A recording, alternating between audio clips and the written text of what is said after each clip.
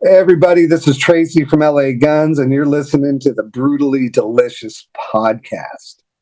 One, two, three, four. The Brutally Delicious Podcast. The Brutally Delicious Podcast. The Brutally Delicious Podcast.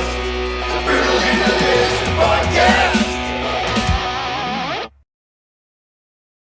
How are you, my friend? It's been a while. You doing okay?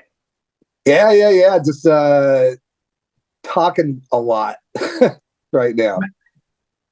Is the cycle almost done now? Because the record's out and you're... Yeah. This is the last week.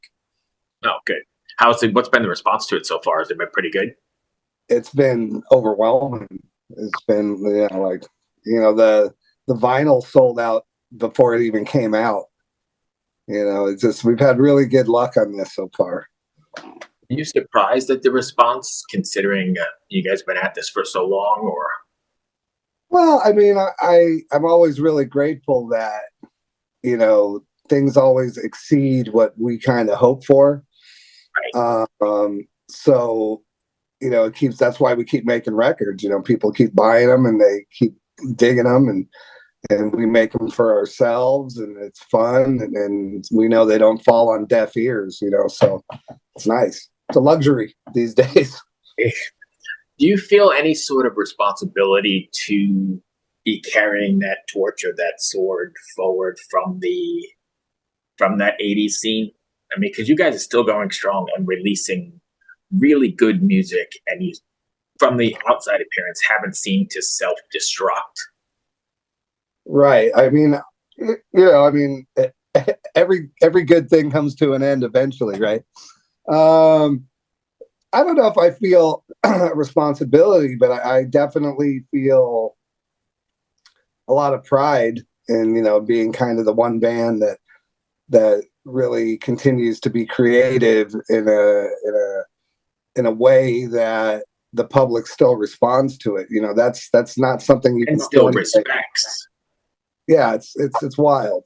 It's wild. And we change, pretty often, within the genre of rock music. We kind of, go round and round in circles doing different things, but for us, it's just really fun, and I think that's the bottom line is we all really appreciate being in this band, and, it brings us good times. It's simple. So this may not be appropriate, but what the hell? How will you know when it's time? I won't, because I'll be dead. Excellent. Yeah. Fair enough. Yeah, that's that. You go until it's over. But then I was just reading somewhere Don Dawkins has said this is it. He's going to do this last year, and then he's done a couple more shows or something. I'm just curious if there was a criteria for out, or you just going to write it. I think, in a vocalist case, you got to know when you can't do it anymore, and that's the downside of being a singer, is most singers have a shelf life, and, Phil's really lucky. He just keeps getting stronger, and better, but he takes really good care of his voice, and he doesn't poison himself with toxins and things like that, so he takes it seriously. But I mean, even, at times he feels a little immortal or mortal, right? And we talk about it from time to time, but so far, he's driving that train, he's doing it. You guys, since you've reignited, you seem to have caught lightning in the bottle again, right? You're writing some of your best stuff. And yeah. What's that like? I mean, you couldn't have imagined that was going to happen on a second time around, right? No, and we tested it, we really did, right from the get-go, before we committed to getting back together and, moving forward. We had to see how everybody's personalities were working together. And also, we did the first show, which was a hair metal festival here in LA. And I had asked if we could headline the second stage instead of playing at like 3 o'clock on the main stage. And that would be a real test to see, all those hair metal fans, if they were still interested in us after, Phil and I not playing together for 12 years at that point. And it worked out. We went on at about 8:30 and we emptied out the pavilion, which was the main stage. And all those people came to this big meadow we were kind of playing in front of. And, we knew right then, like, wow, like, okay, we could do this. So that was step one. And then right away, we got 3 offers to do records at 3 different companies. And we went with Frontiers initially, just because they had the most money, and we had a great relationship with them for, the first 6 years. We really did. We made 4 records, a live record, a DVD, a Christmas EP. We did a lot of work with them. And, then that came to an end, and we were able to go to Cleopatra, which is based in LA. And I've been close with the president of that label since I was 19 years old, so got to keep it fresh, got to keep it exciting, got to keep, everybody happy. And as long as everybody's happy, then we can go forward. What was it like when you guys are writing? Are you you said you're kind of all over that space in the hard rock scene or whatever, but are you intentionally trying to not write the previous record, or do you just write at it?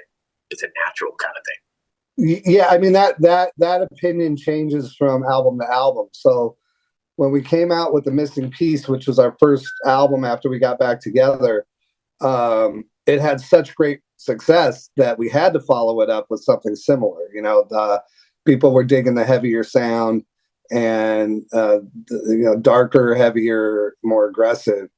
And then the next 2 records were kind of more of a blend of that heavy music mixed with some rock and roll music, a little bit lighter. And then now we're at the point on the 5th record of us being back together where I really made a conscious effort to like, hey, let's do something completely fresh. And talking to all the guys, like, we're all into everything from, new wave, punk rock, 70s classic rock, like all those things, as well.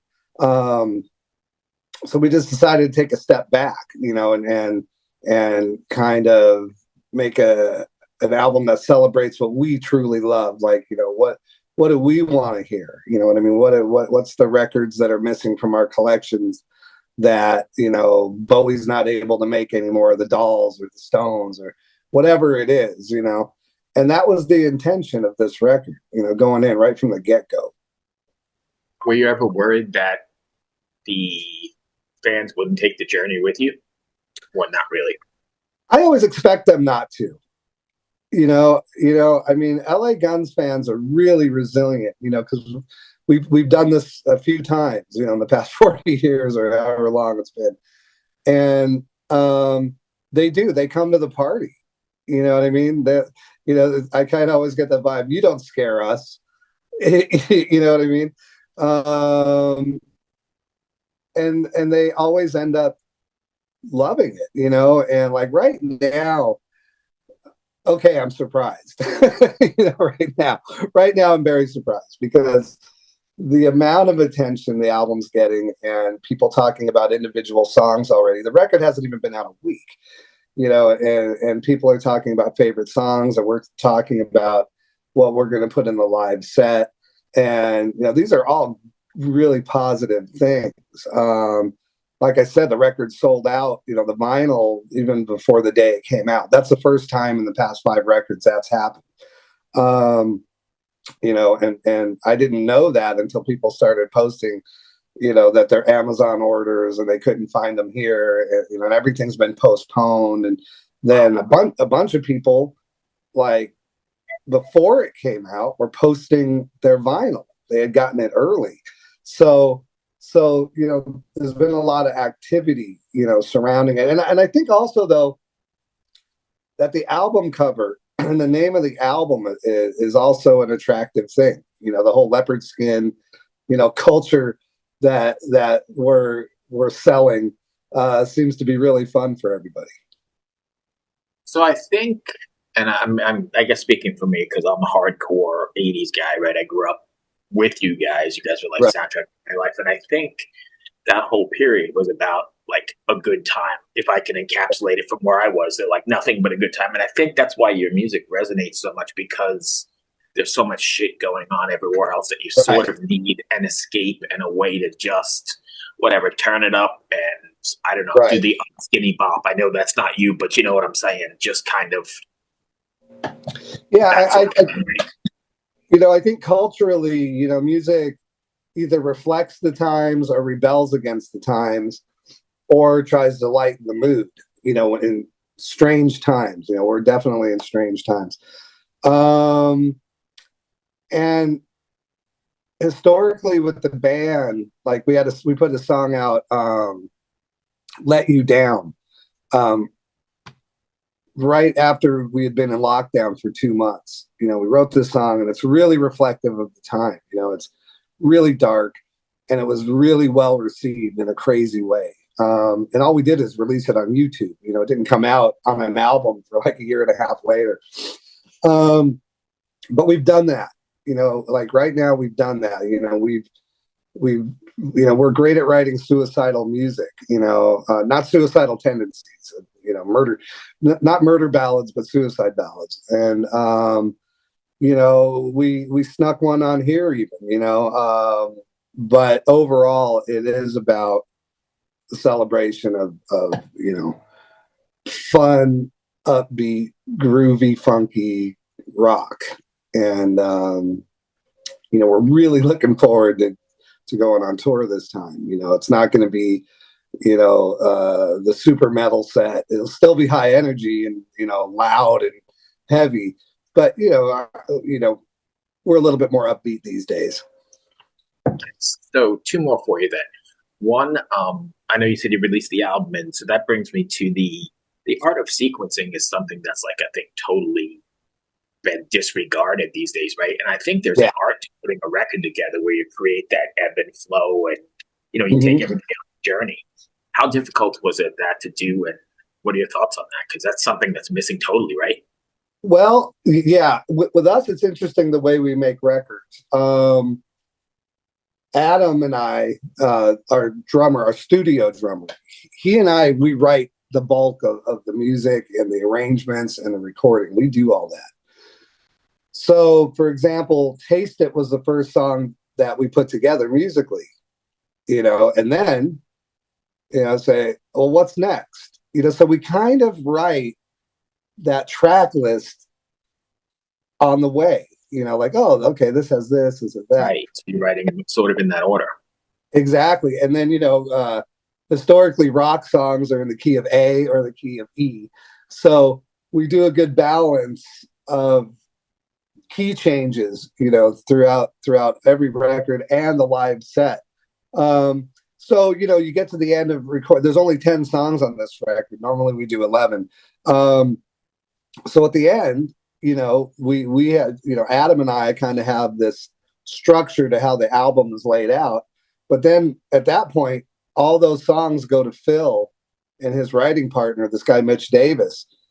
And as those start coming back and they're finished and we hear all the songs complete and we're all freaking out and like, wow. Sometimes that track list changes just because now the vocals add a whole different dimension to the songs. But with an album like this, where there's quite a few different styles, it's easy to do it. You just want to hit hard. You want to go on a journey, and then you want to leave everybody feeling good.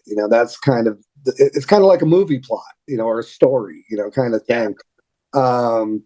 And this one was easier than most, but but then when it comes to like the live set, that's Johnny Martin's forte, because he still is able to see the band from the outside more than Phil and I, what the live audience and how that should flow. And I really put a lot of faith in him, and he's right 100% of the time. You know, so yeah, set list is very important. Running order. Yeah. So then, last one then. So I saw you guys have some dates coming up, and then what are your plans for the rest of the year? Is it just tour, tour, tour? Yeah, it's a lot of touring starting in Warrendale, Pennsylvania on April 22nd. We have a little break in June, beginning of July. We have a few shows even then. And then we hit the road with Tom Kiefer at the end of July. Right, yeah. And those dates just keep getting added, you know. And so right now we're through the end of the year. And I know that we're going beyond that. So, you know, I'm practicing, I'm putting my equipment together, you know, I'm trying to figure out the songs, you know, and I'm doing 3 interviews a day for the past 2 months. So busy. Yeah, I appreciate you taking the time though. I know you're busy and your thing, but I also appreciate your contributions to the metal scene or the music scene, man. You're a soundtrack of my life. So definitely late 80s kind of guy. So I was there along for the ride. Oh, see, I'm done. That's the success right there. That's yep, I hear that. Been along for the ride, seen you playing on the Sunset Strip back in the day and that whole thing. So yeah, I mean, I've seen you since then on other tours here and there. Yeah, I remember those days clear as can be. The skinny days. Yeah, did you guys play Lemoore in Brooklyn? Yeah. We played Lemore's. I'm pretty sure I saw you there too because I used to live right there. That's where I grew up. Yeah, we played there twice. And the guy next door with the Italian restaurant used to make the food for the bands that would come. And I'll never forget these ricotta shells that he made. You know, that was 30 years ago, you know, and I'm still like thinking about that guy's shells. But I also remember the Lemore's gigs were always the hottest gigs. Like my God, you could be there in winter and it was just, you know, sweat dripping off everywhere. There was like a few years where I was there every Friday, Saturday, and whatever, any other night too. Just that was the place. Yeah. What a scene, man. What a scene. Yeah. Anyway, thank you for your time. I appreciate it. Thank you for the music, and thank you so much for your time, man. Good luck with the record. Hopefully, I'll catch you on this coast somewhere. I'm in Richmond, so I don't know if you're coming this way, but we are. Oh, good. Yeah, then I'll catch up with you for sure. All right. Man. Thank you. Thank you. Bye. Bye.